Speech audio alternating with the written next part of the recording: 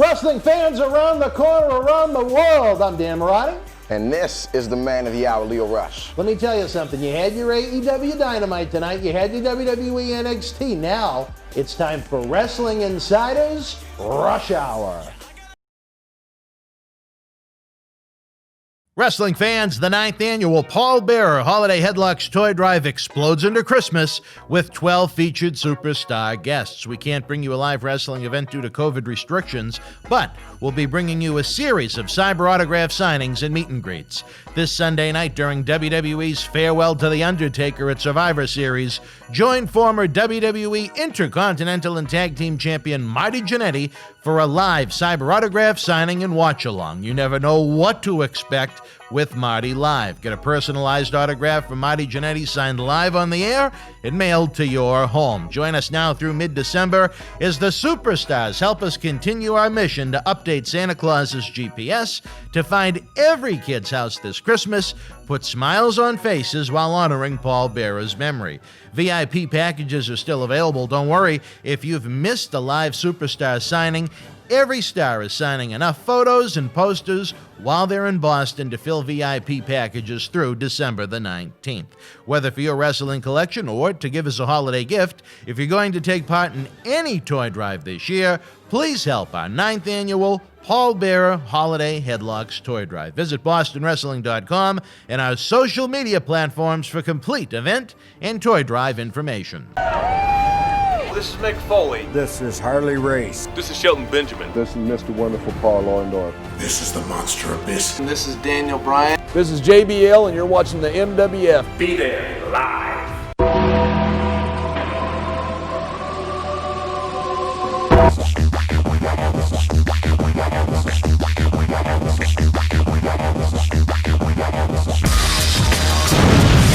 Wrestling fans, this is Dan Marty along with my longtime close personal friend, Mr. Lio Rush. What time is it? Well, it looks like it's rush hour to me. And it is. It's Wednesday night. Kind of a night you're kind of familiar with. 10 p.m. The lights have gone out at Daly's Place in Jacksonville in the Capitol Wrestling Center, and now it's time for little Lio Rush, baby. Yeah. It took us a while to put this together. Yeah. We tried all summer, but just schedules, and you are a very busy man. Yeah, I try to be. I tell you this, if you have not been following what we're doing with the 9th annual Paul Bearer Holiday Headlocks Toy Drive, Cyber Toy Drive, if you will, head on over to BostonWrestling.com. We have 12 featured superstars, including this gentleman. They're going to help Santa Claus update his GPS to find every kid this year in honor of this man, Paul Bearer, who we love, we miss every day. But we don't want to go in that direction. We're here to talk about Lio, but I have said it before and I've said it again. There were a lot of things said about this man when he was in WWE, a lot of things said about him when he left WWE. I didn't like it because I know him personally. He's a good human being. What he's done to try and help this toy drive, give him all the credit in the world for that, because not only does he have this, not only does he have the athletic ability in the squared circle, but he's got this right here. He's got a beating heart that cares. And I want to tell his story. Lio, the beginning. I mean, tell us about a young Lio Rush, or as I met you back in 2015 when you first reached out to me, Lie Green. Yeah. Lie Green. I knew you was Lie. I didn't know you was Lio. Yeah. Now let me ask you this. Not even on the sheet. What do you go by now? Do you go by Lio? Do you go by Lie? I go by. Funny thing. I have so many people in my life, and different areas of my life. Exactly. From fans to friends to family members, and they all have their own name for me. I know, like when I was a teenager, all of my my close friends would call me Lie. Of course, my parents and my sisters would call me Lionel. And when I'm wrestling, people like to call me Lio. Even with music, people call me Lio. So yeah. Where did Lio come from? I don't even know. So Lio, just L-I-O. Those are the first three letters of my name. But At what point did you change though? Because you were working as Lie Green when we first met. It just didn't sound right. It just didn't. It didn't roll off the tongue. Yeah, it didn't roll off the tongue. It didn't sound good to announce. So I was just looking at my actual name. I was like, man, do I want to use Lionel? Do I want to use like Lion? It didn't sound like a tough like wrestling name. No, Lionel wouldn't have worked. So I was looking at the first 3 letters of my name, and I always liked how crazy thing. Good friend of mine now, ACH. I was looking at his name, and it said ACH, and it was just 3 letters, and I was like, man, that's so simple. It's cool. Sounds like a superhero. And then I was like looking at my name, and I was trying to see if I can do the 3-letter thing and do like LIO. And I was like, it's too similar to ACH. And then I was just like, what can I do? And I was just looking at it, and I was saying like Lio, but then I was like Leo. I kept saying like Leo, but then I just spelt it with the I. So like that's different. Like that's super unique. Yeah, definitely. And I just stuck with Leo. The creativity I always talk about that you have. Yeah. Now, what about Rush? So Rush came from my trainer, one of my trainers out of 3, actually out of 4. He came up with the name Rush because I was always, this is funny. So 3 different reasons why my last name was Rush. 1, because when I was like super green in the business, I was too fast. My trainer would always tell me to slow down. So, so being super green, that's the reason why my name is Rush. The second reason is because naturally I was just like fast, like in the ring. And he was like, Rush is pretty cool. And then 3, he was saying I was always in a rush to like progress, like in the wrestling business, and I was always willing to learn and ready to do this and that and that and that. So I felt like, and he felt like Rush was the perfect last name for me. Cool. And it like you said, it rolls off the tongue now. Yeah. Lie Green? Okay, It almost sounds like an enhancement guy. Yeah. You know what I mean? Lio Rush, that's got the pizzazz, brother. Yeah, exactly. You know what I mean? Exactly. It's all right. So you're a Baltimore guy. Tell us about what life was like as a kid in Baltimore, some of your early memories of wrestling. So life in, I wouldn't say Baltimore, although I am from Maryland.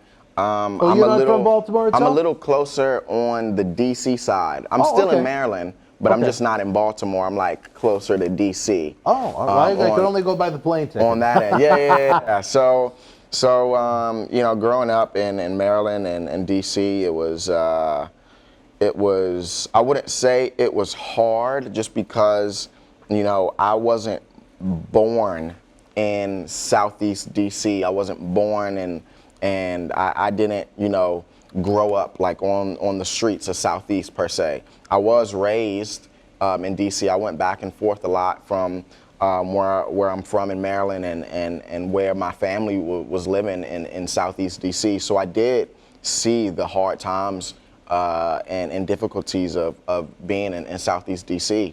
And it's a rough situation to get through. It's a rough place to get out of.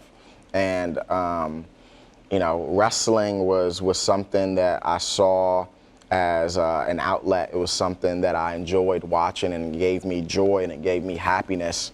And I just naturally, it just attracted me, at such a early age, and it stuck like glue since I was, 5 years old till now. Wrestling, I wouldn't say it saved my life, but it gave me a purpose. It gave me a path to follow in order to be where I am today. Do you have 1 or 2 early memories of the first thing you saw on wrestling? I have 2 vivid from 1986 when I watched as a little guy. What are your first memories of you seeing wrestling on TV and be like, wow? My 2, right off the jump, the first 2 things that pop in my head when I remember seeing as a kid was Rikishi doing the stink face. And I remember him doing the stink face to Booker T. And he like threw up like on the announce table on the Michael Cole on SmackDown on UPN. Or was it UPS at the time? No, UPN. Yeah, UPN. And I remember watching Jeff Hardy's entrance. I loved watching Jeff Hardy's entrance. I didn't even care about Jeff Hardy's match. I wouldn't even care. If I would have just saw his entrance, it would have made my day. He used to always come out with different hair, different colored face paint. Yeah, the glow in the dark, wrist tassels and stuff like that. So yeah, those are my two vivid memories of wrestling. Those are your first two memories of kind of, well, you were kind of a SmackDown kid.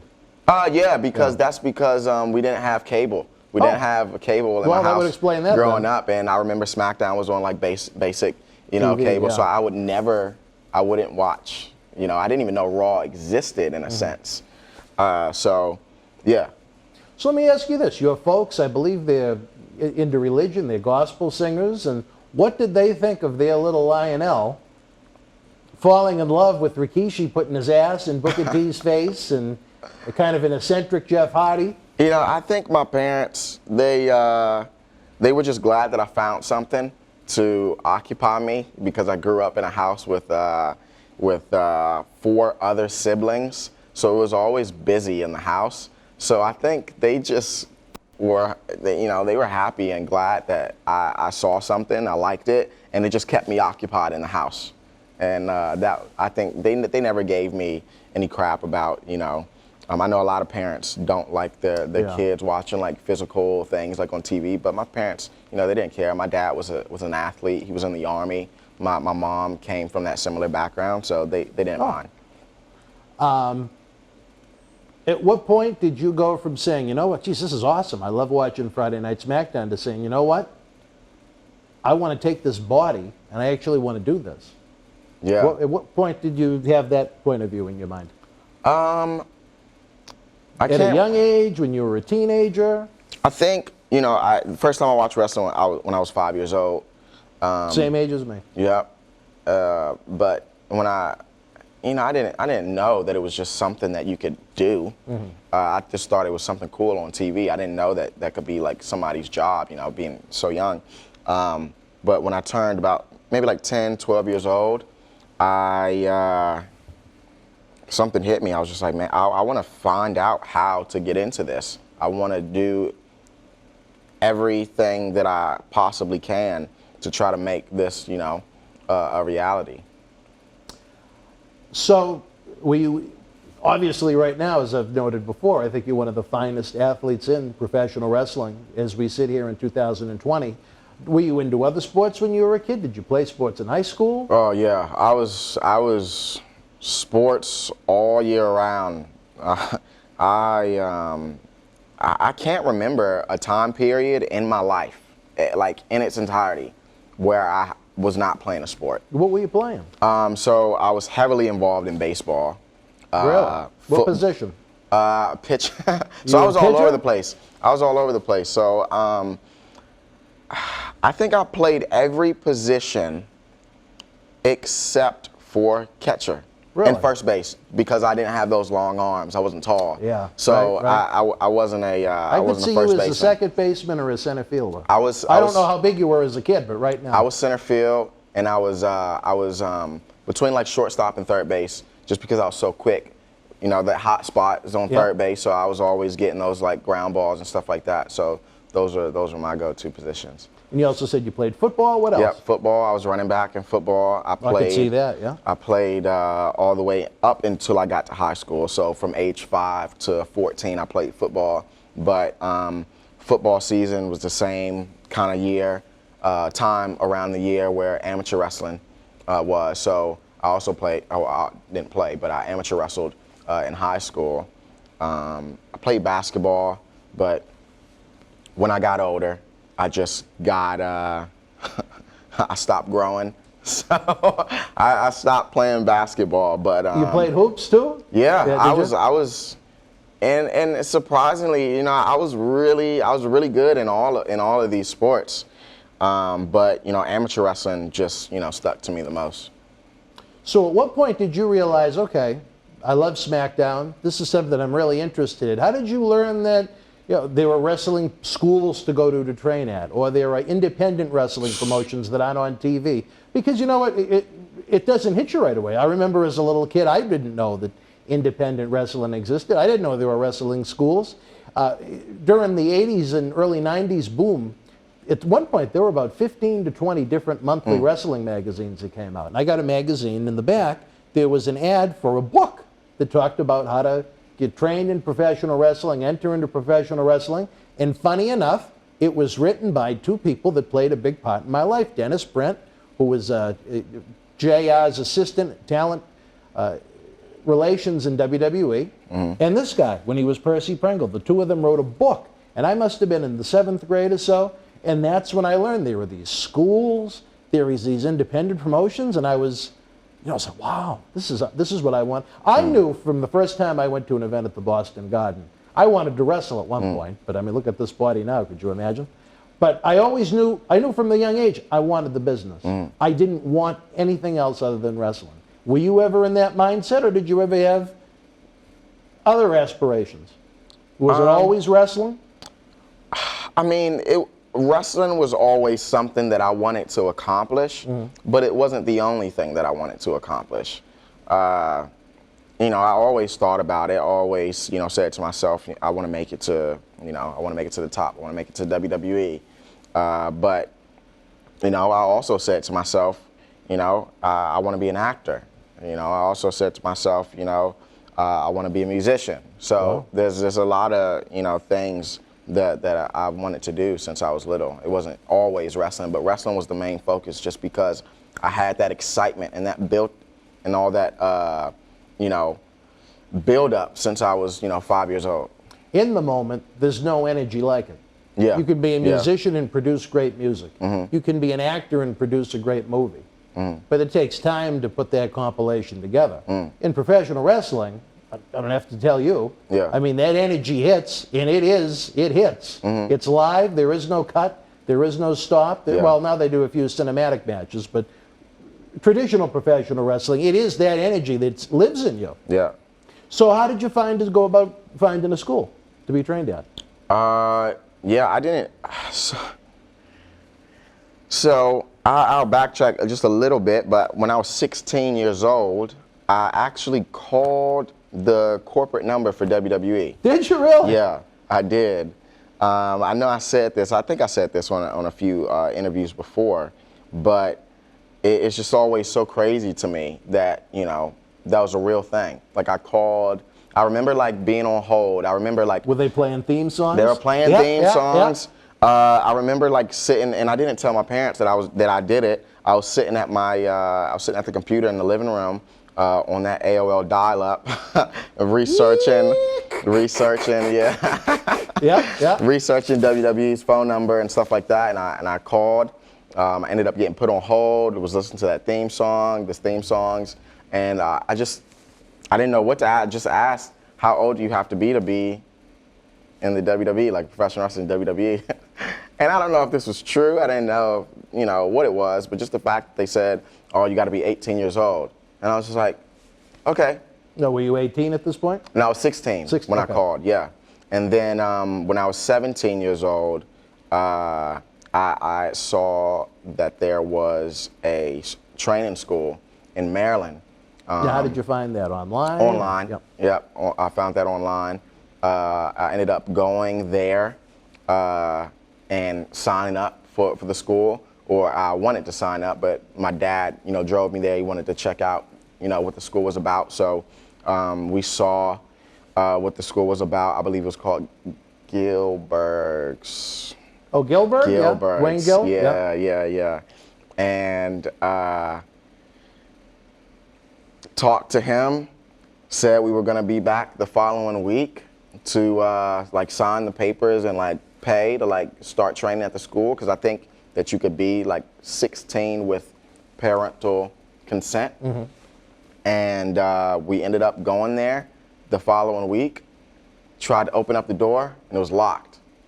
Ended up finding out a couple of days later that somebody died at the school, one of the students. A trainee? Yeah. Really? Yeah, I don't know what exactly happened, but he ended up dying in the ring. Wow.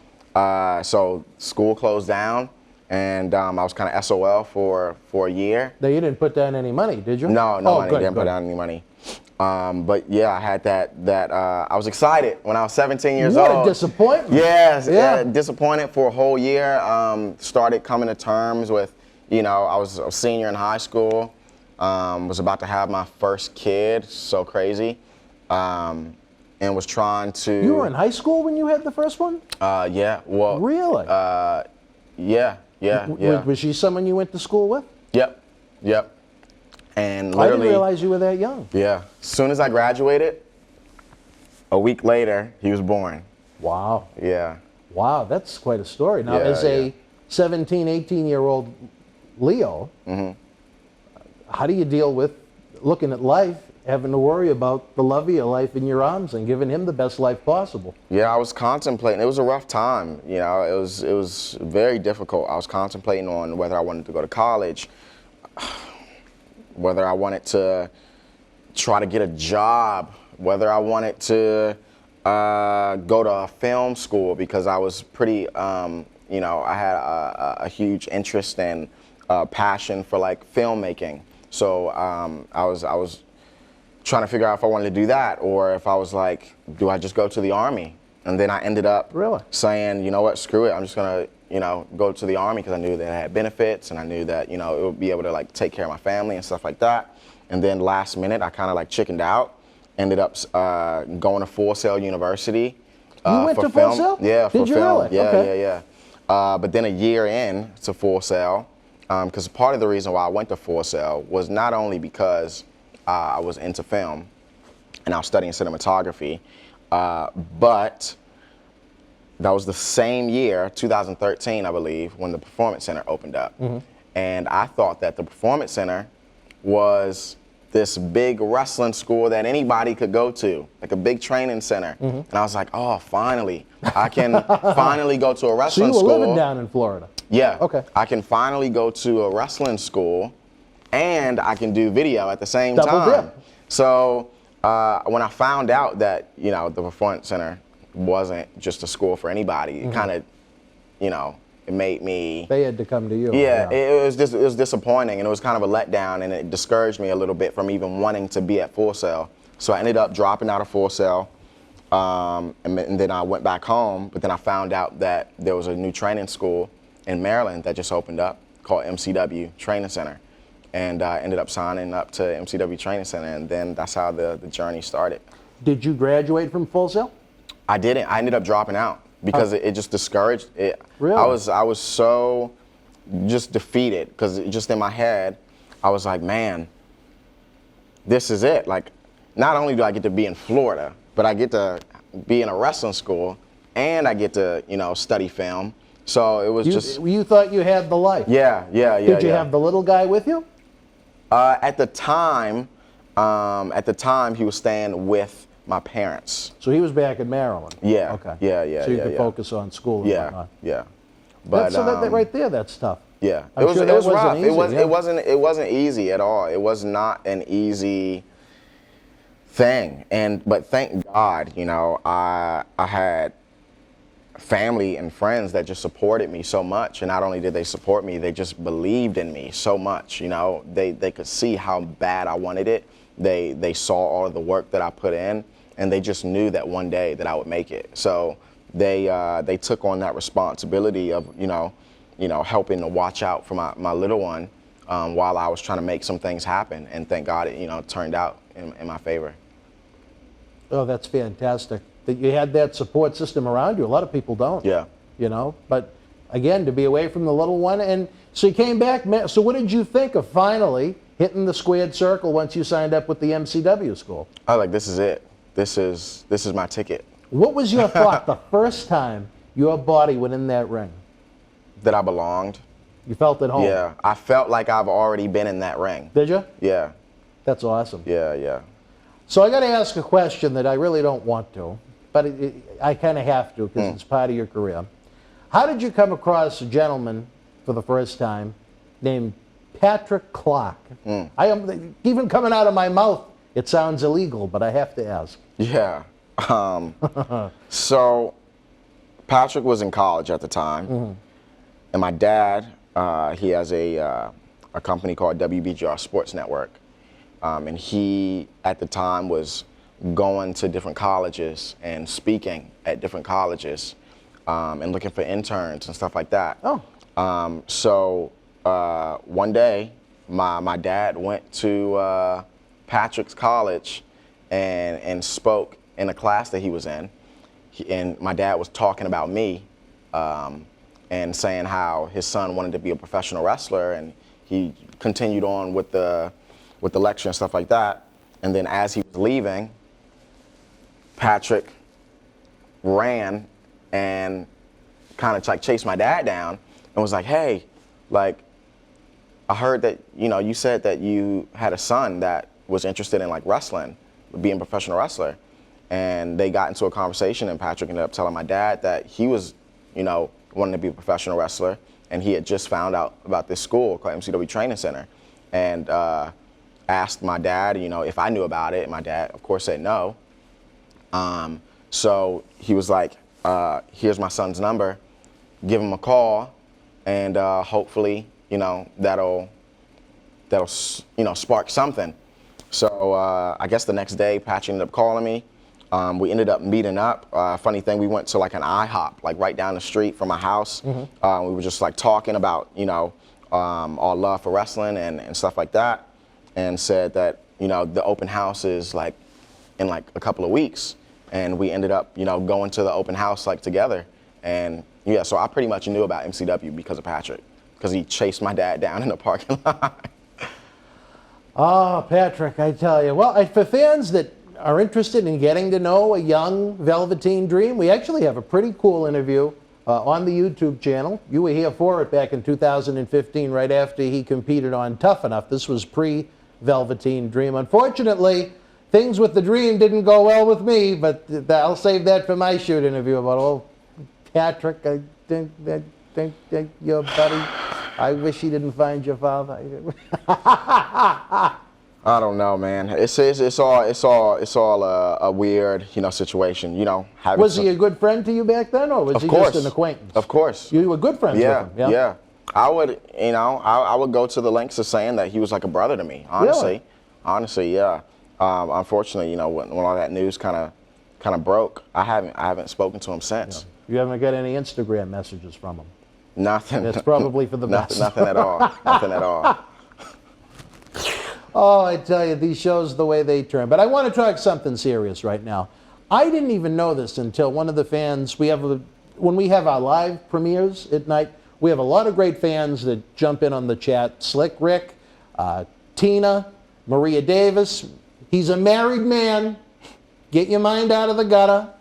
All the Kevins that join us. Ken, Larson, if he behaves himself. We got quite a crew that always join us for the live premieres. But one, Cupcakes Hausman, she told me that you have one of your tattoos has it's almost, is it a poem or something? I want you to tell the story because I don't want to misspeak. But I mean, it's a dedication to a sibling that you lost? Yeah. What is that? So my mom told me, so I grew up with, you know, 4 sisters. I have 4 sisters. Oh my God. Yeah. You needed God. Yeah. And my mom told me that I had a brother on my first day of high school. Really? Yeah, I don't know what sparked the conversation, but she told me that I had a brother. I think I had said, you know, oh, I wish I had a brother to like come with me like my first day of high school. And then she like just busted out and said, you know, you actually had a brother. And I was just like, what? And then she was like, yeah, he passed away at a really young age. Really? And I was just like, oh, wow, that's crazy. So all day, my first day of high school, I'm thinking about like this brother that I never met. What a day to tell you. And I end up getting back home. She shows me this box full of stuff that she like kept for him. It had a whole bunch of different things in it. Then she put out a poem that she wrote back in 1997 that was dedicated to my brother, Lorenzo, when he passed away. And I ended up reading it. And I just remember just kind of like being in shock.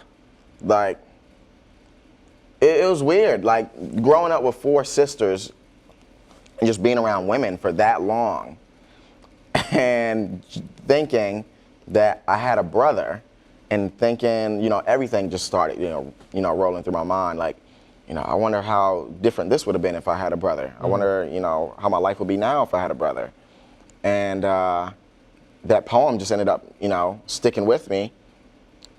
And the next week, I ended up getting it tattooed on my stomach. While you were in high school? while I was in high school. Really? That was my. Are there laws against that or no? Don't tell I don't know. No, I'm not 100%. Yeah. Okay, Probably. But you know, We won't say who did it. and I didn't tell my mom. Really? I didn't tell my parents that I was getting it. But yeah, I was 15, and it was my first tattoo on my stomach. Wow. Yeah.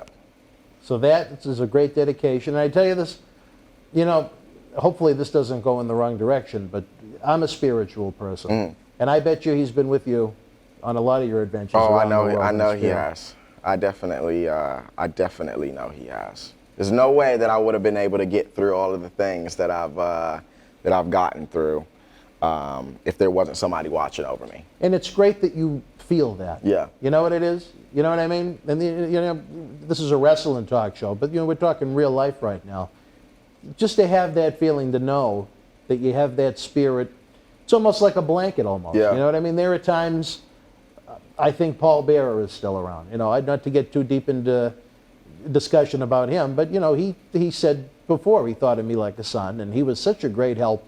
Even times when he was in WWE, when he had to leave wrestling to go back into mortuary science, when his wife was dying of cancer and he needed health insurance that wrestling wouldn't provide, which is disgusting, but that's a different story for a different time. He was just such a great help to us. And there were times, sometimes the lights will flicker in here and I just think, you know what? He's fucking with me. You know what I mean? Yeah. He's ribbing me. But with you, it's different. You know, it would have been an older brother, I imagine. No, he would have been younger. I was too young to even realize. Oh, so you what were the hell really, was really going young on. when it happened. Yeah, I see. yeah. But that's kind of cool, I guess is the best way to put Yeah. it. I bet you he's here in spirit somewhere with us now. Yeah. Watching all those great promos, those $1 million promos you've gotten. Yeah. And I got to get personal with you because we wrap up the first episode of this series. You've discussed that you had, and this is deep to me. I know you've had discussions with the president of the Millennium Wrestling Federation, Dr. David Reese, but outside of professional wrestling, he is a renowned psychiatrist outside of San Diego as well as in the Northeast, New England, and New York. He's available. He's a great resource to anyone that ever feels the need at no charge. Google him, Dr. David Reese. He's on social media, and he has a website. Just a great, genuine human being that's done a lot of great work, I know personally, for a lot of the boys. But you've noted that you had mental health issues. Yeah. Even, you know, to this day, you know, Really? I openly say, you know, I still have my demons that I fight with, you know, every single day. And I try not to shy away from it just because there is such a large audience of people that go through the same thing. And I feel like I'm in a position where I need to be, you know, a spokesman and a role model and an advocate for all of these people who go through things like that. Just because, you know, I've accomplished so much at such a young age, and if I can show, you know, people in a similar mental state that, you know, all of these things are possible, then, you know, maybe that'll save one life, maybe that'll save two, maybe they'll save 1,000. You know, you just never know. I respect you so much for having the gall, I'll say it, the balls, to sit here and say that on video, because it's embarrassing to a lot of people that they have to struggle like that internally. And it's no different than any other disease. Whether you look at what I suffer from with CRPS, it's no different than if you get cancer or any other. It's a disorder, you know? It doesn't make you different, I guess maybe is the word I'm looking for.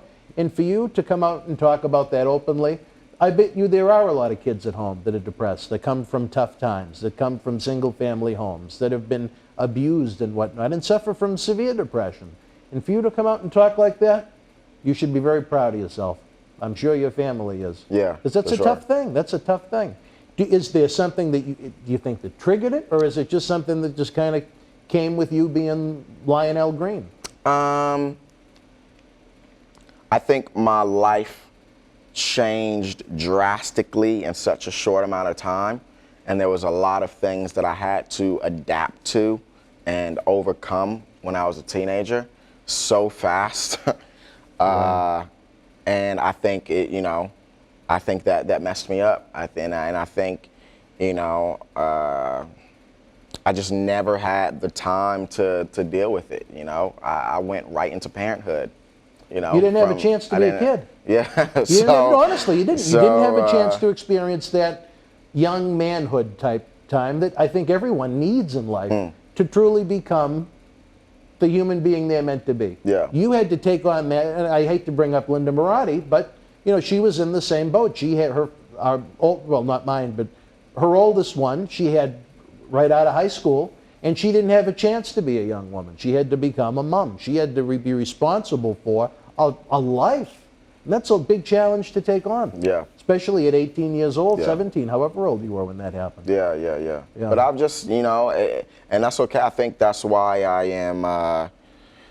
I'm different in a lot of ways in a lot of ways that people can't understand or they can't get a grasp of. There's always that stigma, or that confusion with people saying I am cocky, and that my personality is like off-putting, and that I'm not approachable and stuff like that. And I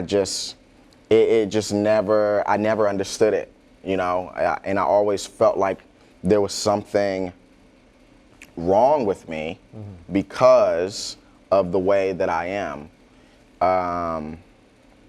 And it's just, I just grew up. I had to become a man at a very young age. And at first it was difficult to accept and understand, but over time I just that's who I am. This is my life now. And that's probably why I continue to have more kids, because I just come to the grasp, and I've just come to terms with things that I am a man. And I do have a family. Well, you're proving it with all the kids you have, yeah. And I have a family and I have a career, and even though I'm 26 years old, look at your body of life at 26. Yeah. You know what I mean? Yeah. That's why I think this series is going to be so great, because look at your life at just 26. Yeah. Look at when you're going to be when you're in my age in 14 years. How much more you're going to accomplish. Yeah. It's really remarkable what you've done already, but how bad did it get? I mean, those internal struggles. You're trying to be a dad, you're trying to go to film school, you're interested in a professional wrestling career, and on the inside, you're fighting a war. Yeah. Internally. Yeah. How bad did it get for you? It got to the point where landed myself in the hospital for a couple of days. Wow. Had to end up spending some time in a I don't even know what the hell to call it, but basically a holding cell for people who are at risk for hurting themselves or other people. So I think that was my lowest point right there, and that was when I was 20 years old. Okay. Yeah. So you were in wrestling. So I was wrestling. Oh, so yeah. you were not right around the time I met you. Yeah. Wow. Yeah. And I wouldn't have known it. Yeah. I hate to ask it, but did you ever have thoughts of self-harm? Oh no. Yeah. Did you really? Yeah. Wow. I try. It's always a weird thing to talk about, but I mean, like I said, I like just being open. I like being honest. I like telling people the truth, and because that's what's gonna make the difference. If you give everybody, all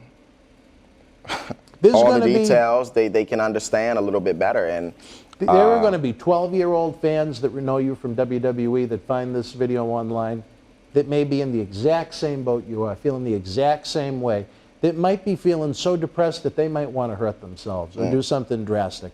And you telling your story that you can have these health issues, that you can overcome these health issues, and that you can find the great success that you found. Even, I don't know if you still battle them to this day. I do.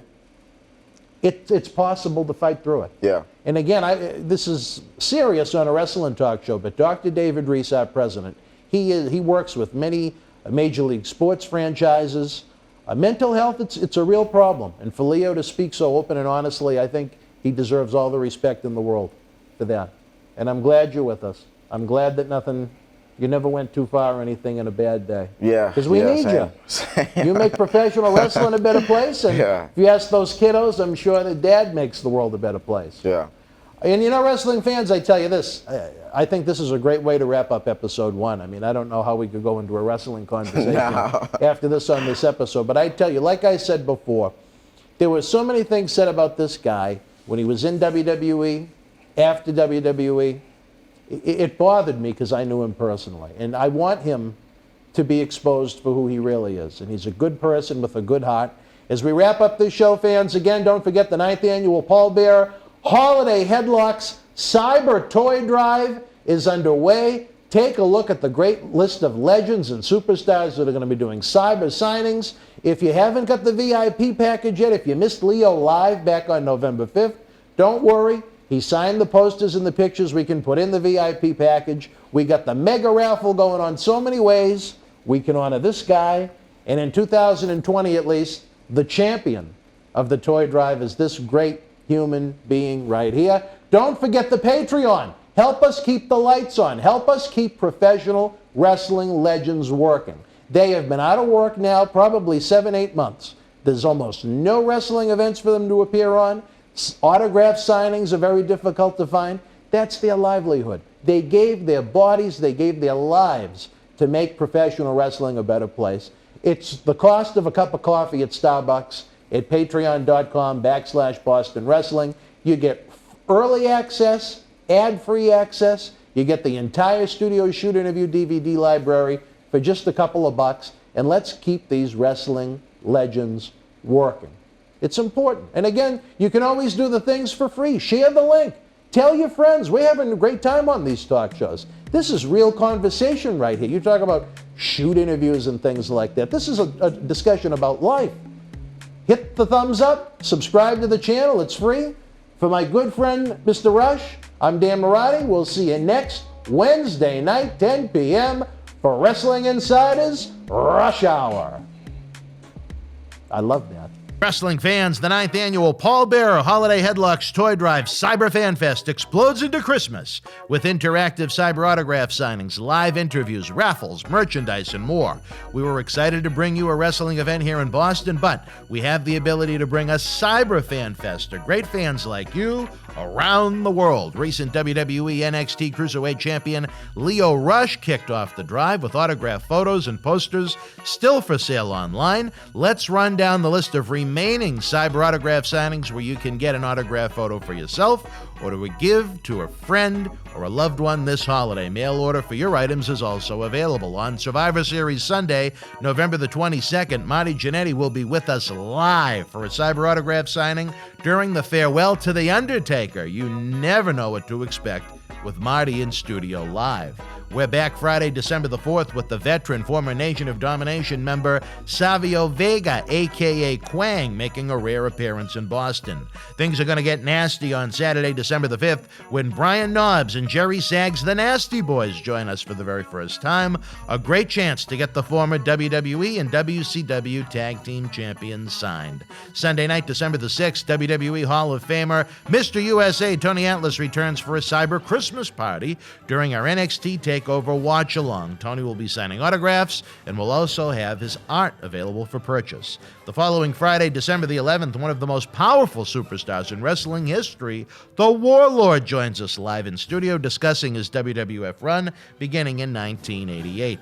Saturday, December the 12th, the superstar undefeated for 2 years in the WWF, Native American Tatanka, will be with us supporting the toy drive. Then on Sunday, December the 13th, it's a double feature of future star superstars as recent Ring of Honor Pure Title Tournament competitor Wheeler Yuta joins us in studio for the first time after competing here in Boston Wrestling MWF, along with the man visiting us for the first time in 8 years, the new Impact Wrestling World Champion Rich Swann. And it wouldn't be Christmas without old John Cena Sr. with us live and in person as he's been working the phones on the North Pole. Again, autographs and all-inclusive VIP packages are on sale now at bostonwrestling.com. Help our tradition of updating Santa's GPS to find every kid's home this year while creating smiles and honoring the late, great Paul Bearer's memory. From our family to yours, happy holidays, Merry Christmas.